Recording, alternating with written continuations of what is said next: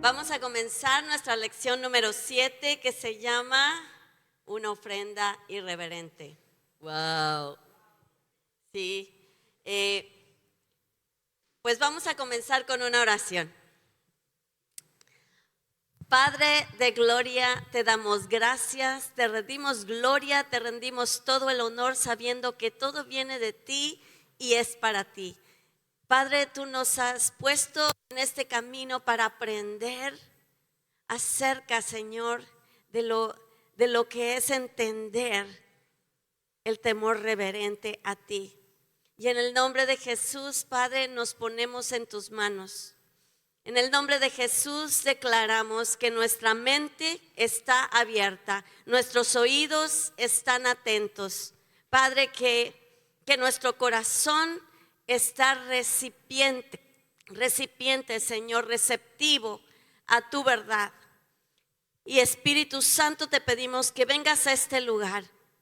Y así como tú prometiste, Señor Jesús, desde el momento en que nos anunciaste que partías, que tú mandarías a un consolador que nos seguiría instruyendo a toda verdad.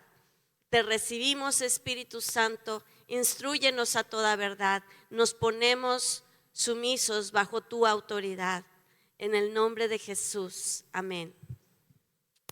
Bueno, la lección de hoy continúa con el tema y el patrón que hemos estado viendo de orden, gloria, juicio. ¿Y cuántos de ustedes leyeron este capítulo antes de venir hoy? Sinceramente, ¿sí? 3 personas. ¡Wow! ¿No están haciendo tarea, hermanos? Voy a poner 5. Tache. Pero los que leyeron el capítulo se darán cuenta, que a pesar de todo lo que yo pueda, voy a añadir algunas cosas porque yo no nada más leo y copio y pego, sino que me meto a la palabra, me meto a la historia, trato de entender de mejor manera para llevarlo dentro antes de presentarlo a ustedes. Y en este tema hay muchas cosas muy, muy importantes que tenemos nosotros que entender antes de continuar a lo que sigue. Y debemos entender lo que vimos en otros capítulos para entender realmente lo que vamos a ver en este. En los capítulos anteriores vimos que como los 120 primero establecieron un orden con su perseverancia, ¿sí? Establecieron un orden porque primero perseveraron y después se mantuvieron fieles esperándolo. Y dijeron, aunque me seque, el Señor dijo que espere y yo espero. Y no se movieron porque de miles de personas que seguían a Cristo, solo 120 estaban en el aposento alto esperando la manifestación del Espíritu Santo. Y vemos que ellos recibieron como recompensa la manifestación de la gloria del Señor por medio de la llenura del Espíritu Santo, ¿sí? Ahora vamos a lo que sigue en el patrón.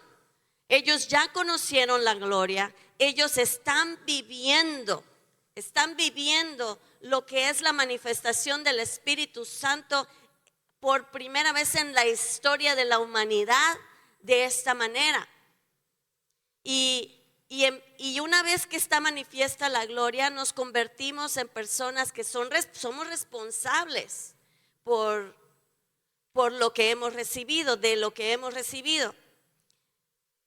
El capítulo comienza con la escritura en 1 de Pedro 1, del 14 al 16, que dice: pórtense como hijos obedientes y no sigan los dictados de sus anteriores malos deseos. O sea, ya han sido redimidos, ya recibieron orden en sus vidas, ¿sí? Ya conocieron la gloria de Dios. Porque antes vivían en ignorancia. Al contrario, ahora que ya conocen la gloria de Dios, estoy parafraseando conmigo, ¿sí? Vivan una vida completamente santa, porque santo es aquel que los ha llamado Y escrito está: sean santos, porque yo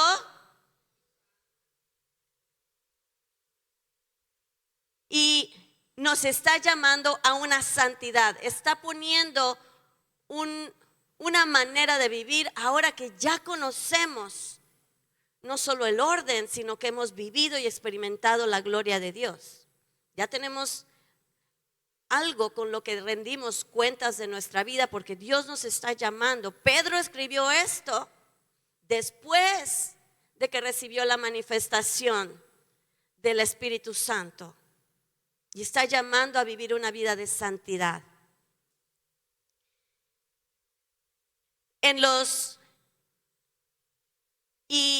Y el autor nos lleva a una manera en que se manifiesta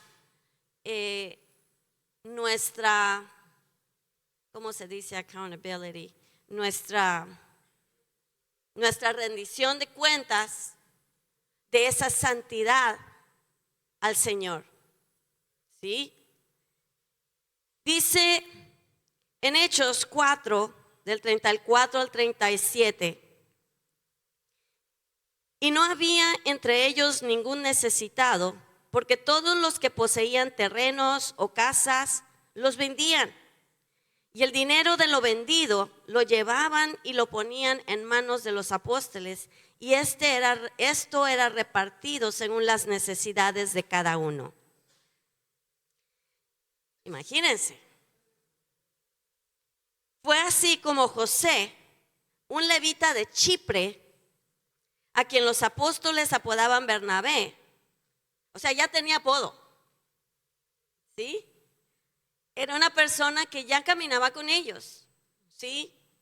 Al grado de que ya tenía un apodo, ya era familiar con ellos. Bernabé, que significa hijo de consolación, vendió un terreno de su propiedad, que era su heredad, y entregó a los apóstoles el dinero de la venta. Ahora, yo me metí a averiguar acerca de Chipre. No me conformé con lo que decía el autor acerca de Chipre, porque el autor te dice que Chipre era un lugar de muchas riquezas naturales y de muchos minerales. Y ustedes saben que hasta el día de hoy, Chipre es un lugar considerado un lugar de riquezas, un lugar en el que si tú vives y posees tierra, es porque tuviste suficiente economía para vivir y tener tierras en ese lugar. Y a mí me vino a la mente, para que nosotros entendamos bien, ¿cuánto cuesta un terrenito en Cancún? ¿Cuánto cuesta? Ni tenemos idea de lo mucho, de los millones que cuesta probablemente un terrenito de 10 por 10. Y es en dólares. ¿Por qué? Porque es una tierra considerada a donde van turistas de riquezas naturales, de un paisaje hermosísimo. Chipre es considerado así hasta el día de hoy. Imagínense entonces las tierras vírgenes en ese momento, que no habían entrado edificios, y qué hermosas estaban, y todas las riquezas. Y piensen en esto: en el tiempo de la Biblia, las riquezas, la economía, no era ni en pesos, ni en dólares, estaba basada en las posesiones de terrenos, en el ganado, en las cosechas, ¿sí? Sus riquezas eran sus terrenos. ¿Y qué hizo Bernabé? Vendió su posesión. Y yo quiero que sepan que yo vi que en unas versiones decía que era su heredad.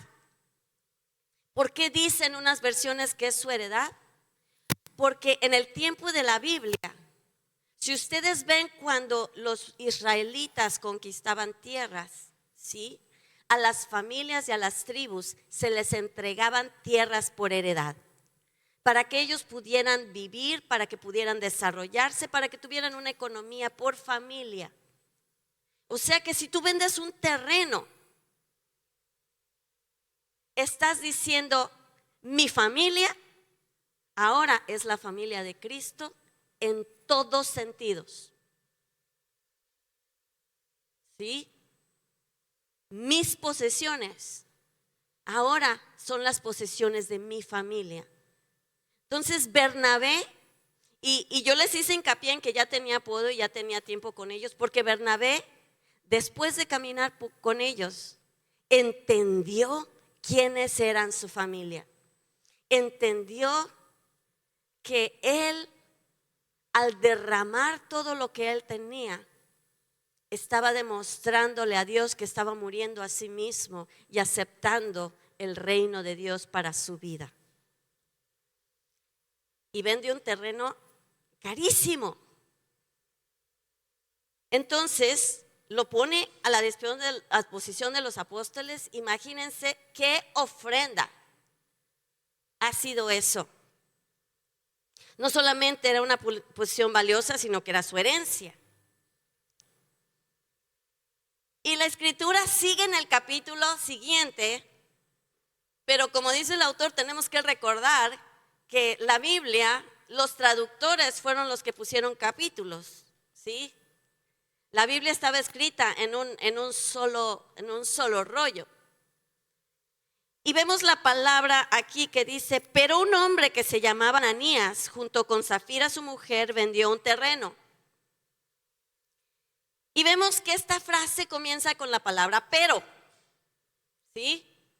Quiere decir que está comparando uno con el otro.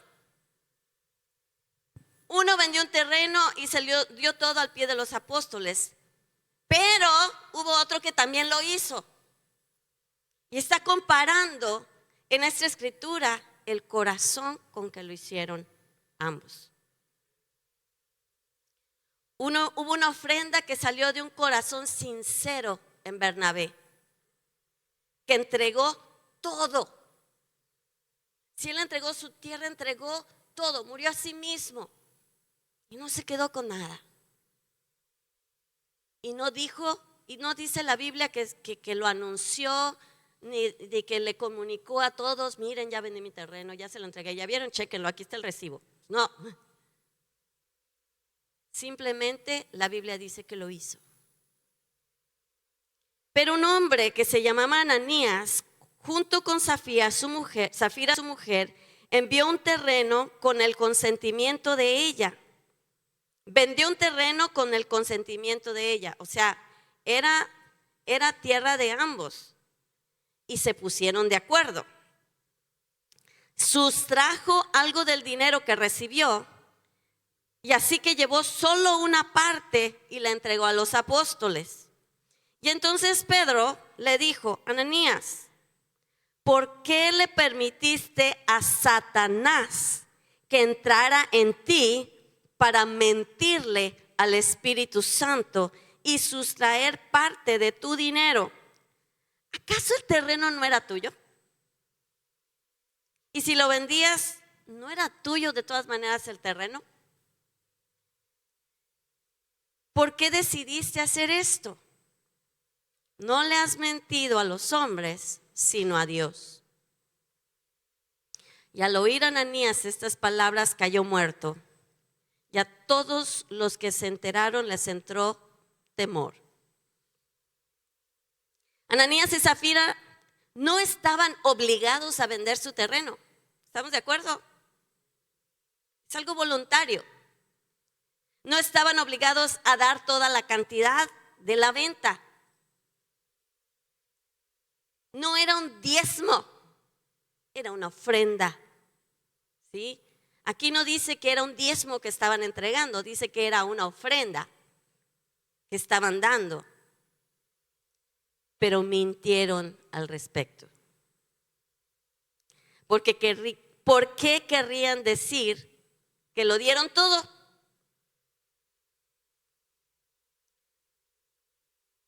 ¿Qué pasaba si la gente se enteraba que lo dieron todo? ¡Wow! Wow. Vendieron ellos también su terreno como Bernabé. Lo dieron todo. Era para obtener reconocimiento de los demás. Las Escrituras comparan la ofrenda de Bernabé con la ofrenda de ellos para mostrar el corazón con lo que dieron las ofrendas. Y el hecho de que el Espíritu Santo tenía señorío y respaldaba la pureza de la iglesia de una manera tan poderosa, al grado de que mentirle a los apóstoles era mentirle al mismo Espíritu Santo. ¿Cuál fue su pecado? Fue la deshonestidad, el engaño y la hipocresía. Fueron deshonestos, mintieron y fueron hipócritas, porque aparentaron algo que no era. La gloria del Señor estaba establecida ya en la comunidad de la iglesia que estaba levantándose, que ya se había levantado. Habían recibido la manifestación de la gloria.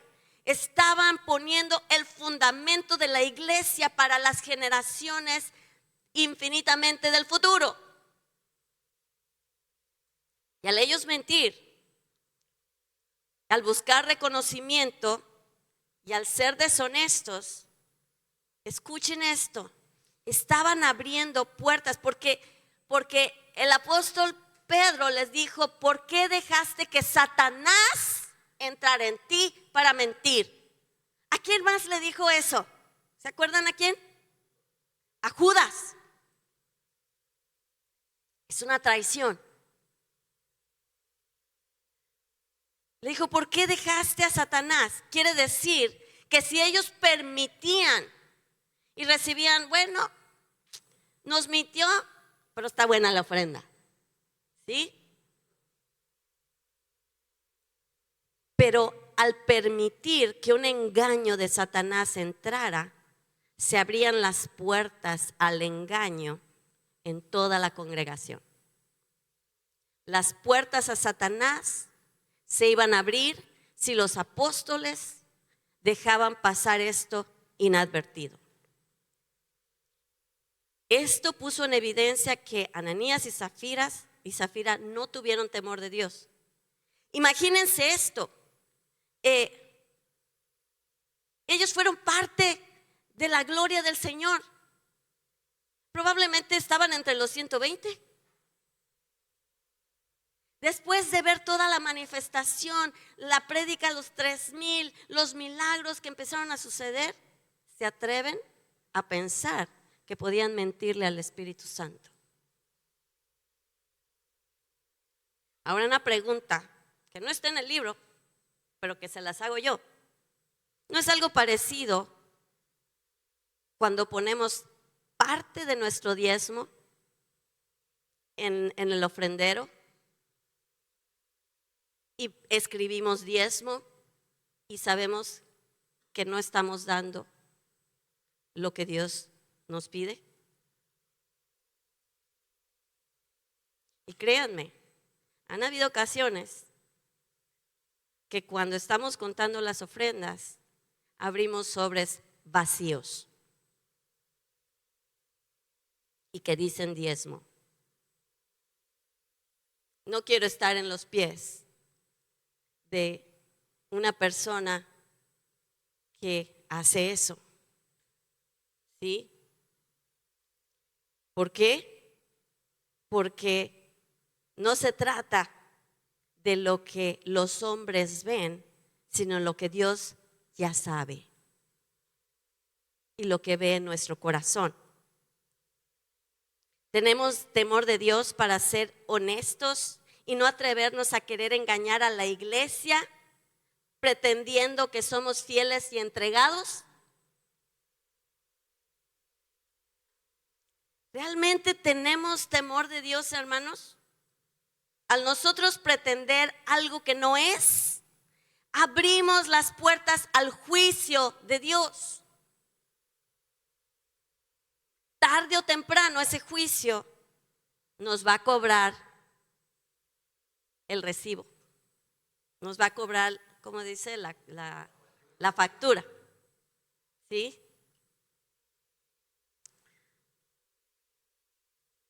Si nosotros deseamos reconocimiento, tememos al hombre y acabaremos sirviendo al hombre porque servimos a lo que tememos.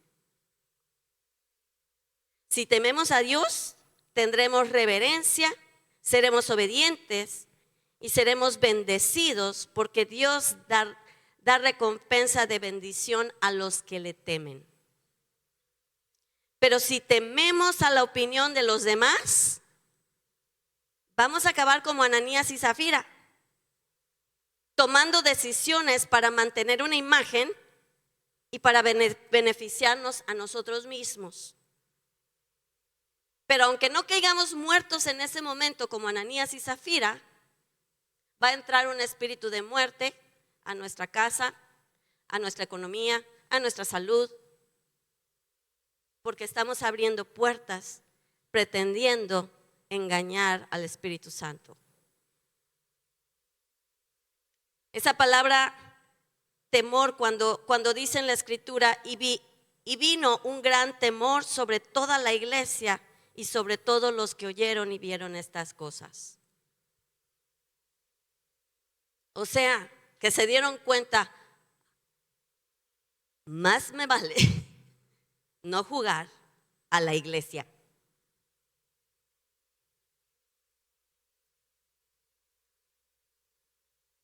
Este temor habla de un acto tan impactante que causa que se den cuenta de la grandeza del Espíritu de Dios ante las pruebas de su poder. O sea, si Dios ya se manifestó en tu vida, vive en el temor de Dios, por amor de Dios. ¿Sí? Esto causó que de allá en adelante la gente se diera cuenta que la iglesia no era un club social, ni era un hobby, ni un deber moral que tenían que cumplir. Dios establecía los fundamentos para su iglesia de ahí hasta nuestro día. Dios no tolera tibiezas y las consecuencias, tarde o temprano, van a ser evidentes. Porque por sus frutos, y un árbol, la palabra lo dice, un árbol de manzanas no va a dar peras. Tarde o temprano va a salir el fruto. Recordemos que Dios dijo con respecto a los hijos de Aarón, cuando trajeron fuego extraño, ¿se acuerdan de los hijos de Aarón de los que hablamos en clases anteriores? En Levítico 10, de 2 al 3, dice, y salió fuego de delante de Jehová y los quemó, y murieron delante de Jehová. Entonces dijo Moisés a Aarón, esto es lo que habla Jehová, diciendo, en los que a mí se acercan me santificaré, y en presencia de todo el pueblo seré glorificado. Y Aarón cayó, así de impresionante.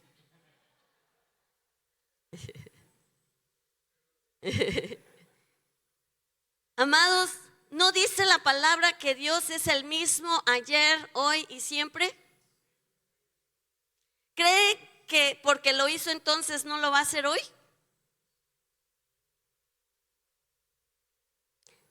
Al recibir la manifestación de la gloria del Señor, nos volvemos responsables de lo que sabemos, de lo que experimentamos y de lo que formamos parte. El juicio, al perder el respeto y reverencia a un Dios que ya se reveló a nosotros, nos hace pagar las consecuencias si no tenemos temor reverente a Él. La palabra nos dice que un gran temor vino sobre la iglesia. sobre la iglesia. No sobre la ciudad y los no creyentes, ni los egipcios, ni los romanos, ni todos los que estaban alrededor. Dice que gran temor vino sobre la iglesia, sobre los que profesaban ser cristianos, sobre los que estaban queriendo ser parte de. Y escuchen esto, en 1 de Pedro 4:17 nos dice una gran verdad, y esto no está en el libro. Porque es tiempo de que el juicio comience con la casa de Dios. Y si primero comienza por nosotros, ¿cuál será el fin de aquellos que no obedecen el evangelio de Dios? A los primeros que Dios les va a pedir cuentas es a los que ya recibieron la revelación de la palabra. Cuidémonos de no menospreciar lo que significa estar ante un Dios vivo y verdadero. No dice la Biblia, horrenda cosa es.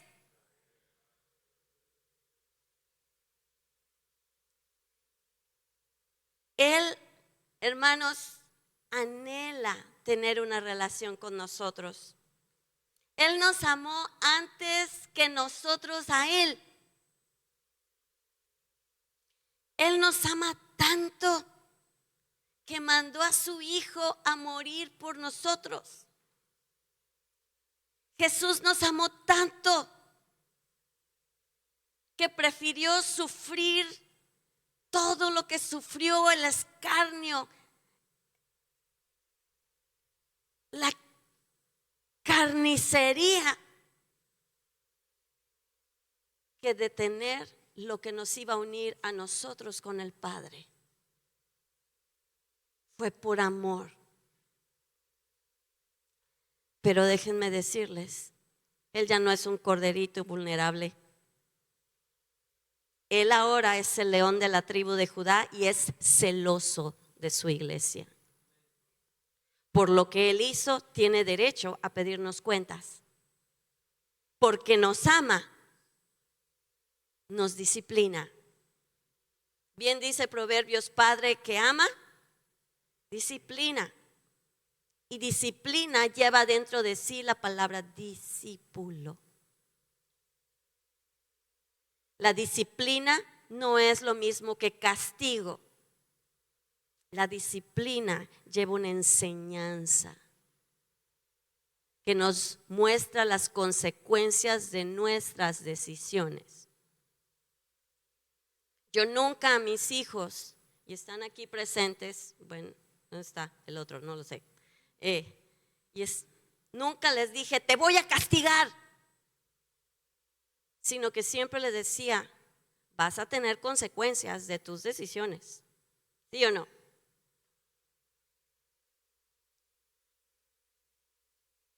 ¿Por qué?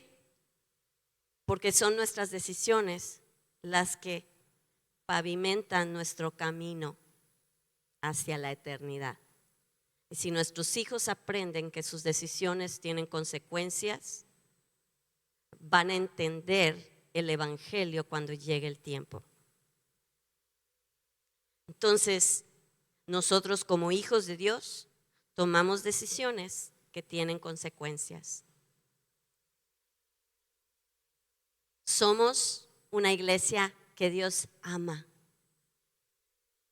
Él nos ama con ternura, nos enamora, nos corteja.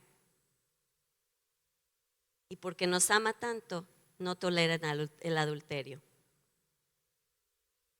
Es por eso que en reflejo a su relación de pacto con nosotros, nos dice la palabra que la única razón por la que está permitido el divorcio es ¿por qué?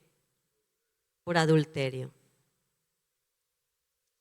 ¿Por qué? Porque nuestra relación de pacto refleja la relación de pacto de Dios, de Jesús con su iglesia.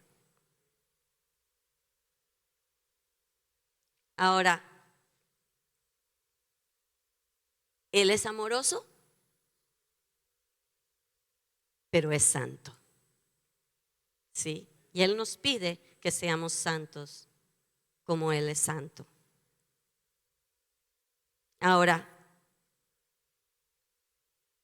la siguiente parte se llama guiados en el temor de Dios. Pedro, al vivir en carne propia la evidencia del celo de Dios en su santidad, en Primera de Pedro escribe: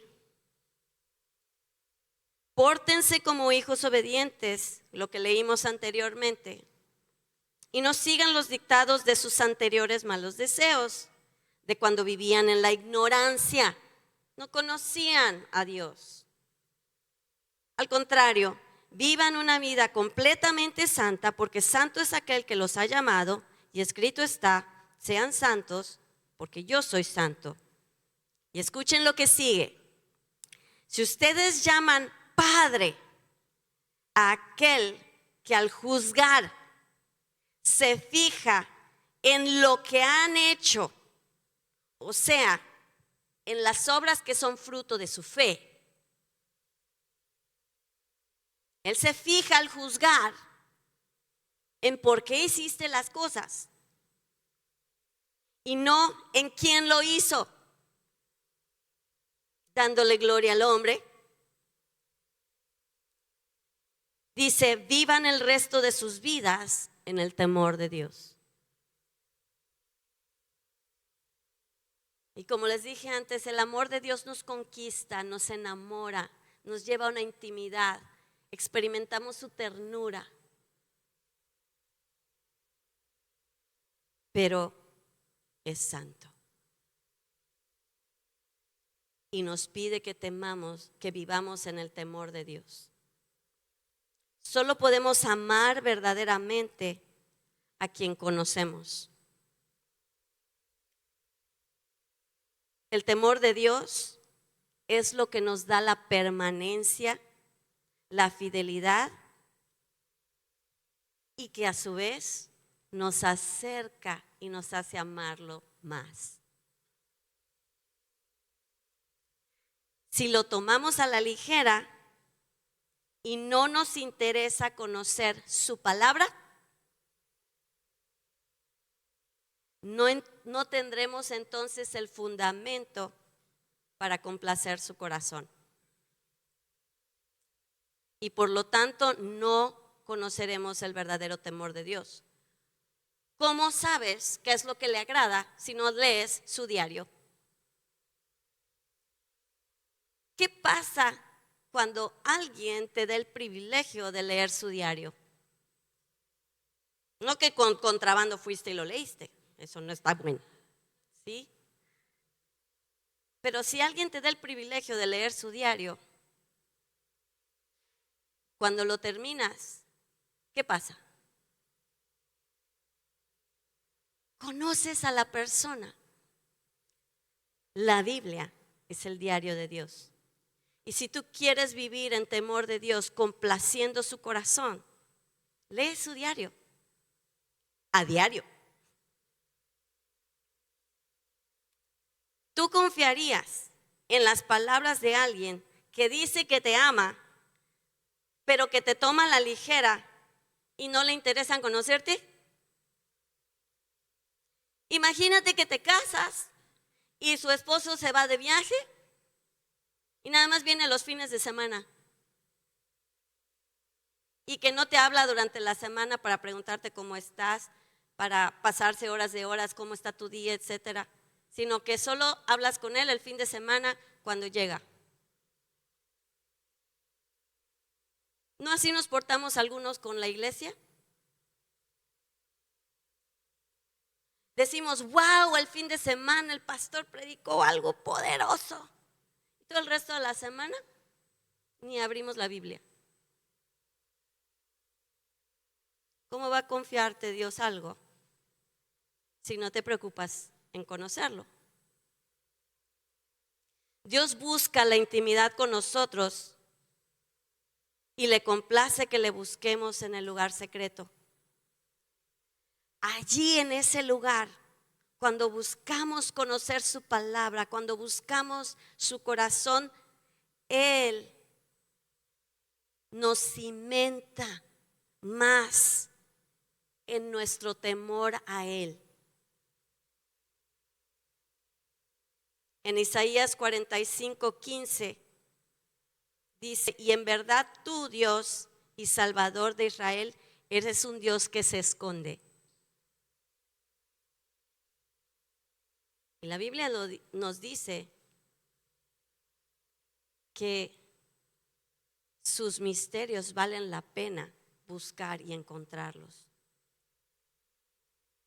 El Salmo 91, primer versículo, dice: los que viven al amparo, al abrigo, que en el idioma original quiere decir en el lugar secreto del Altísimo, encontrarán descanso a la sombra del Todopoderoso.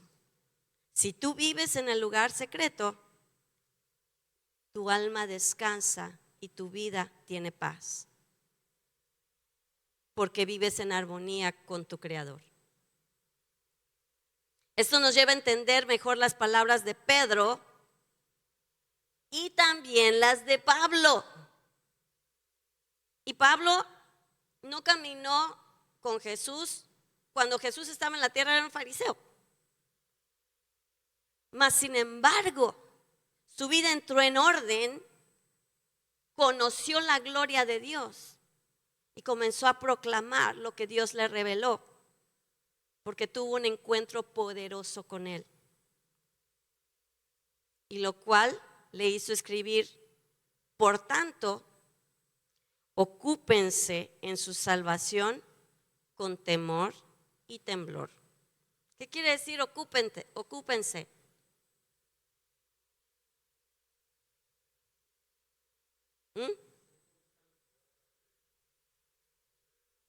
Actúa tu salvación. ¿Sí? Pon en práctica tu salvación con temor y temblor.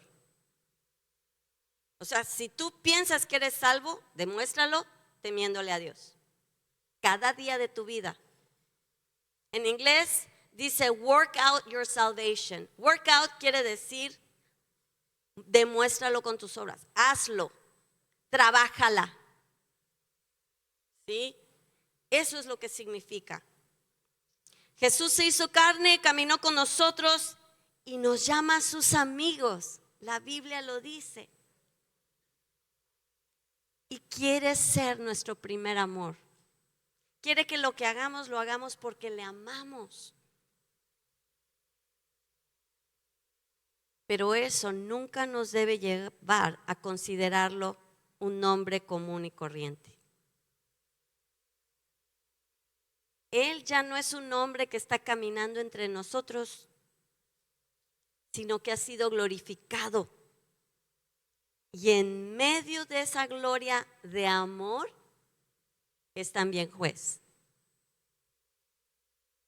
Nuestra relación con Él no es un hobby, como les dije antes, no es un deber moral que cumplimos solo viniendo a la iglesia.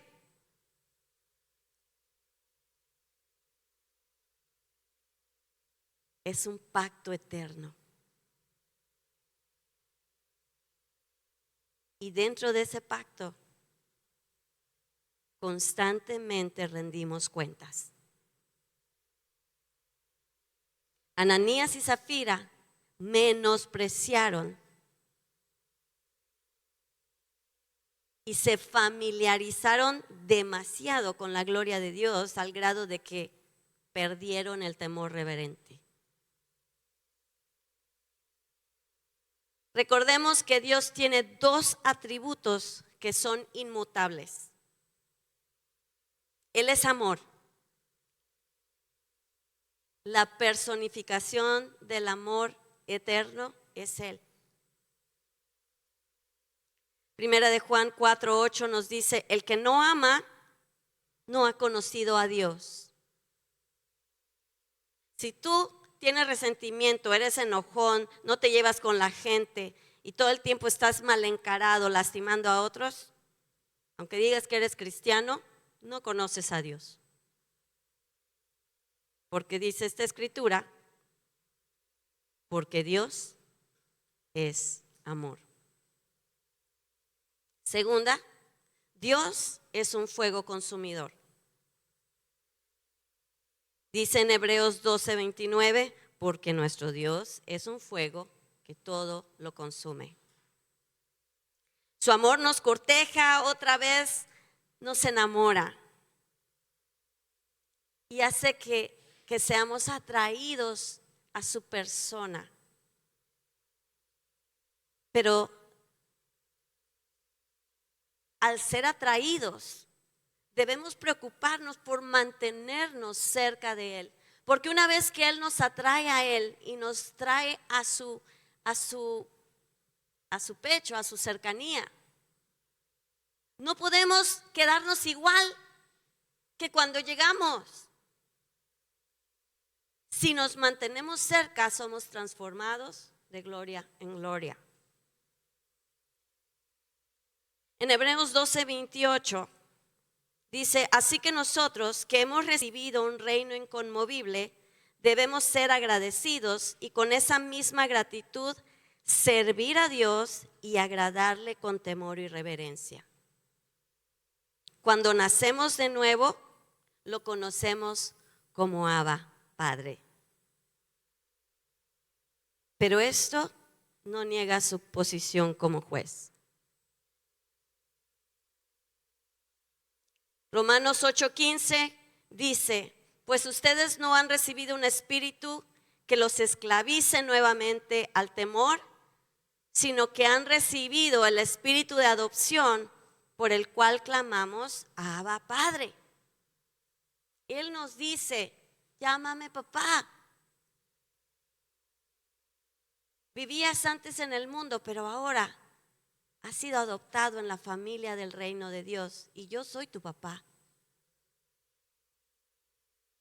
Hebreos 10:29 y 30 dice, con respecto a su naturaleza de juez, escuchen esto que es, ¿y qué mayor castigo piensan ustedes que merece el que pisotea al Hijo de Dios y considera impura la sangre del pacto en la cual fue santificado e insulta al Espíritu de la gracia? Bien sabemos que el Señor ha dicho, mía es la venganza, yo pagaré. Y también dice, el Señor juzgará a su pueblo. Él quiere que le llamemos papito, pero también quiere que entendamos que es nuestro juez. Hay momentos en el que Él nos llama a su aposento y nos invita a abrazarlo en su regazo y disfrutamos de su presencia en amor. Cuando cantamos en amores, estoy amando a esta generación. Él nos llama con su amor.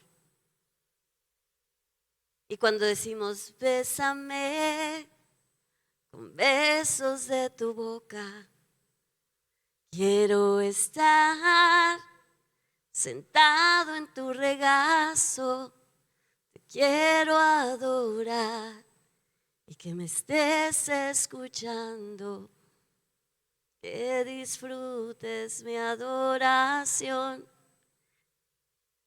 Disfrutamos esa cercanía. Pero esa cercanía, aunque es verdaderamente real, nunca nos debe llevar a un lugar donde menospreciemos o minimicemos su naturaleza de Dios y de juez.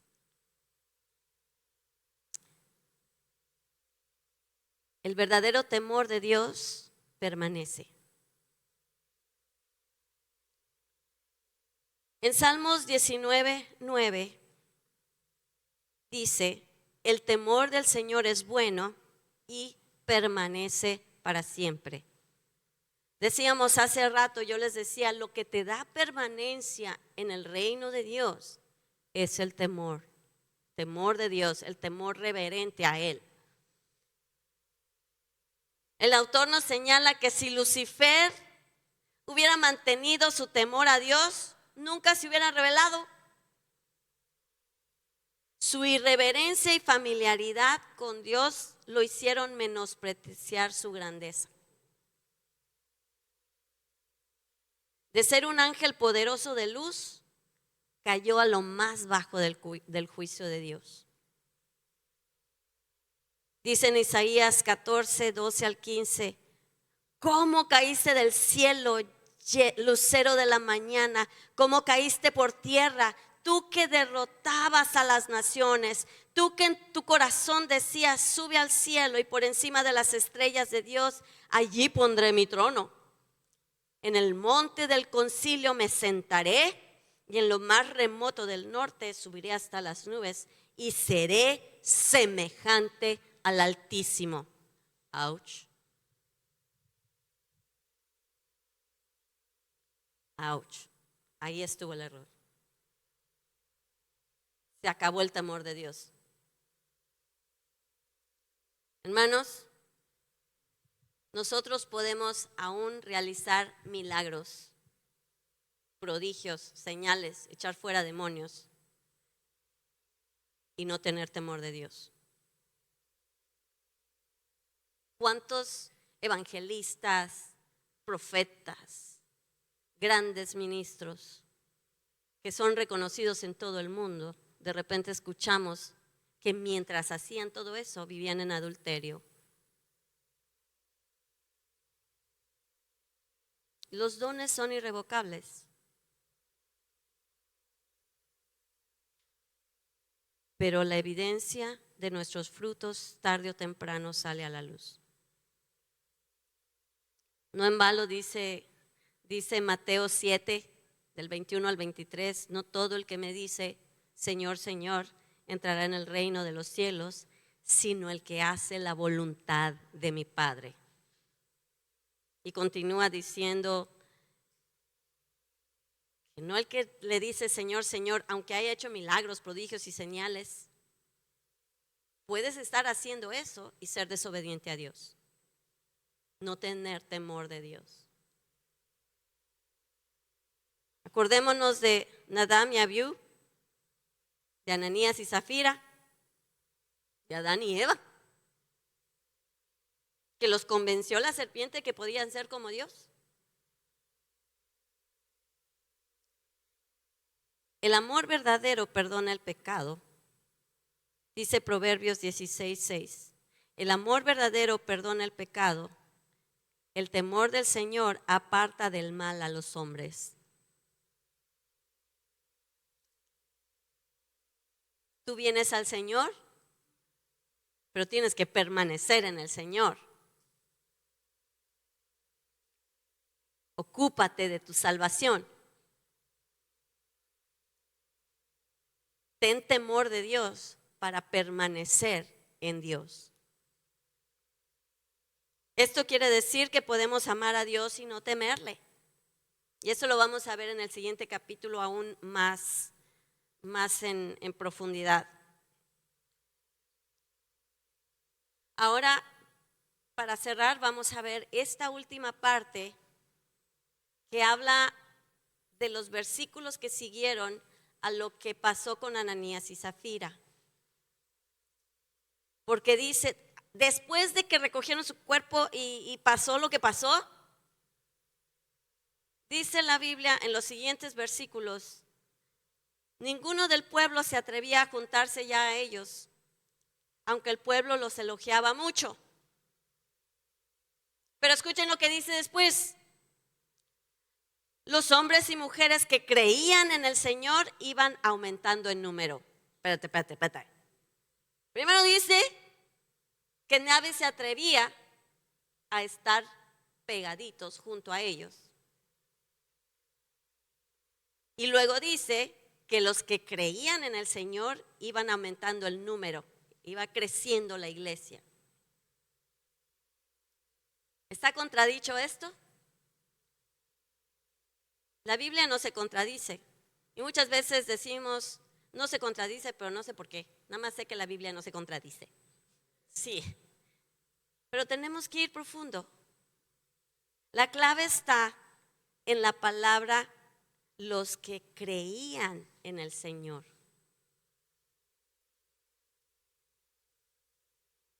Es la palabra pisteo en el idioma original y quiere decir creer verdaderamente, tener convicción y confianza verdadera en Cristo, creyendo que Él todo lo puede y confiar en su fidelidad. Si entendemos entonces esto, podemos ver entonces que la gente probablemente antes se unía porque, wow, yo quiero ser parte de este grupo. Veía todo lo que sucedía y decía, yo quiero. Pero después de lo que pasó con Ananías y Zafira, decían, ay, no sé si quiero. Mas sin embargo, dice que todos los que aprendían a confiar, a creer, que empezaron a conocer realmente a Cristo, eran como Bernabé.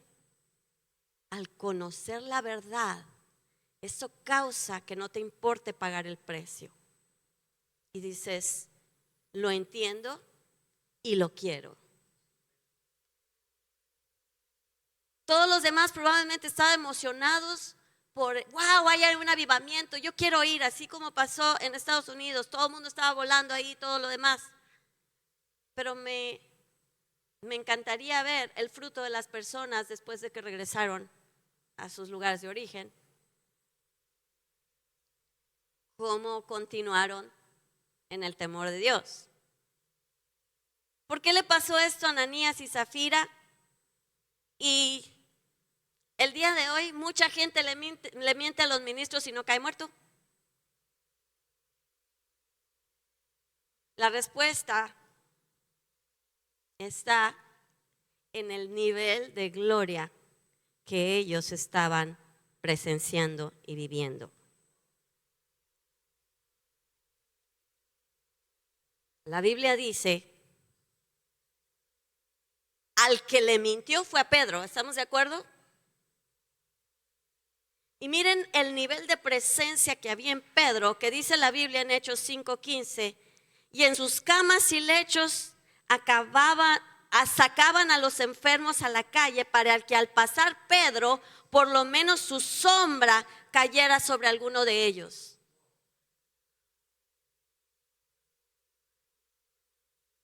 ¿Cómo te atreves a mentirle a ese nivel de gloria?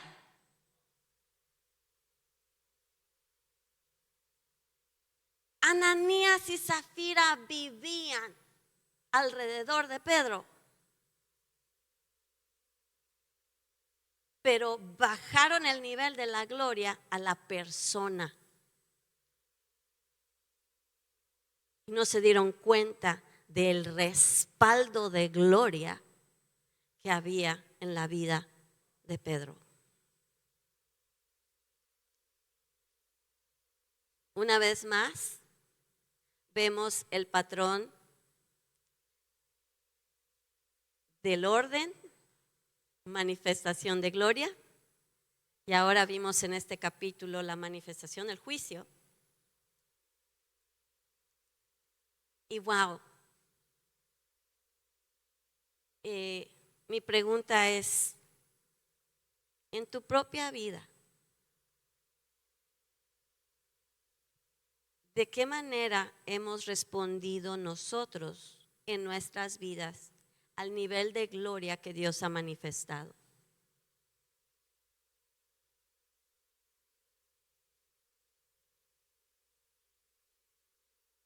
¿Cómo se ha manifestado Dios en tu vida y cómo estás viviendo tu vida?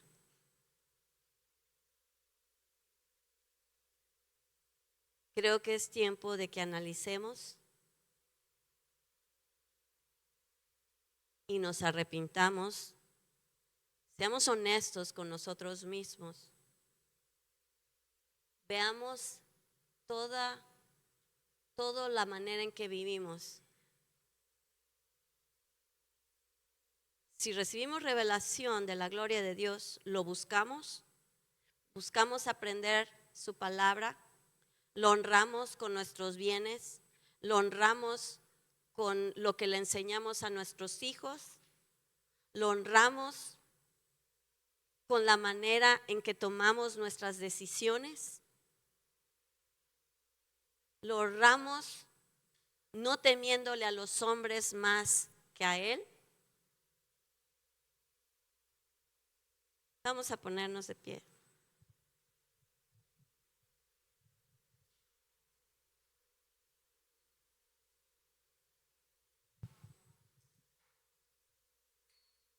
Y yo les animo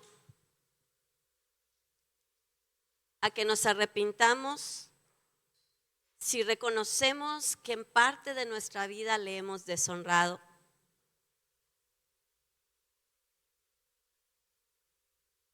Y comencemos a vivir con temor de Dios antes de que su juicio nos alcance. Porque tengamos por seguro que conociendo la verdad, conociendo nivel de gloria, si deshonramos a ese Dios que se ha revelado a nosotros, tarde o temprano conoceremos su juicio.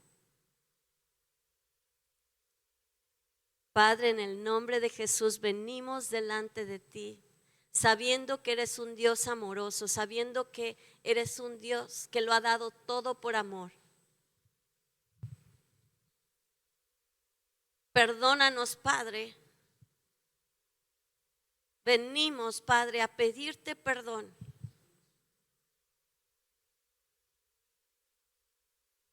Te pedimos perdón, Padre, por la manera en que nuestras vidas te han deshonrado.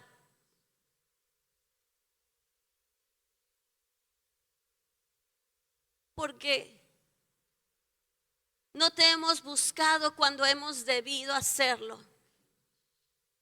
Porque hemos tomado decisiones sin tenerte en cuenta, sabiendo que en ti está toda la sabiduría que necesitamos.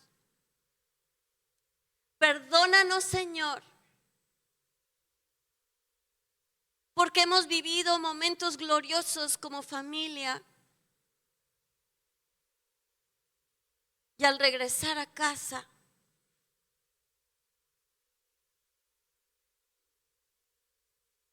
no vivimos ni nos ocupamos en nuestra salvación.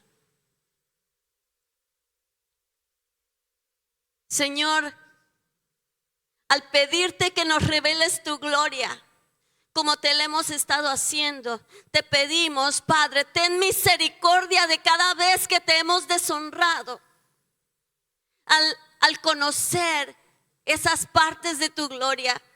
En el nombre de Jesús, Padre, yo te pido, por amor a tu nombre, que derrames en este lugar un manto de temor a Dios. Que aún nuestra manera de vestir te honre. Nuestra manera de hablar te honre. Nuestra manera de expresarnos de nuestros hermanos te honre a ti. Perdónanos por las palabras ociosas que han salido en juicio a nuestros líderes, a nuestros hermanos.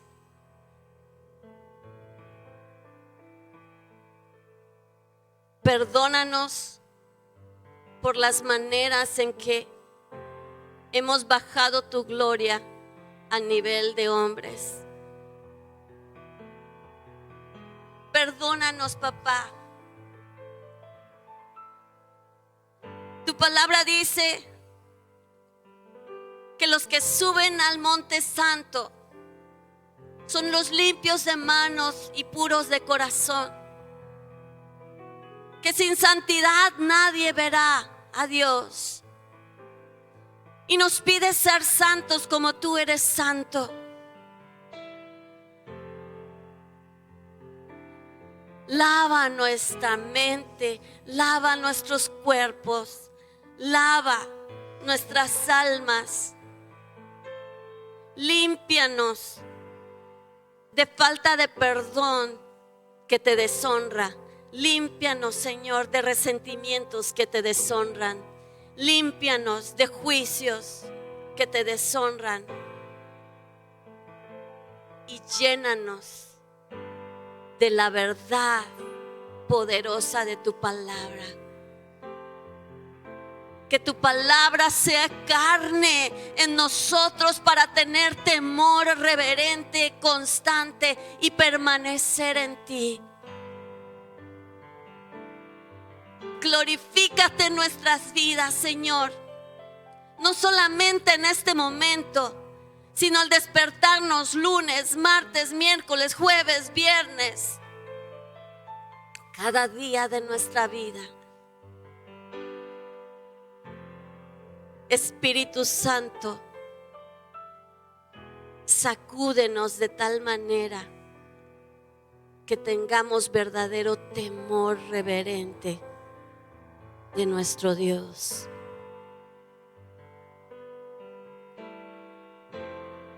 Y te decimos que a ti sea la gloria, a ti sea la honra, a ti sea todo el honor, hoy y para siempre, cada día de nuestra vida. En el nombre maravilloso, poderoso, grandioso de Jesús. Amén.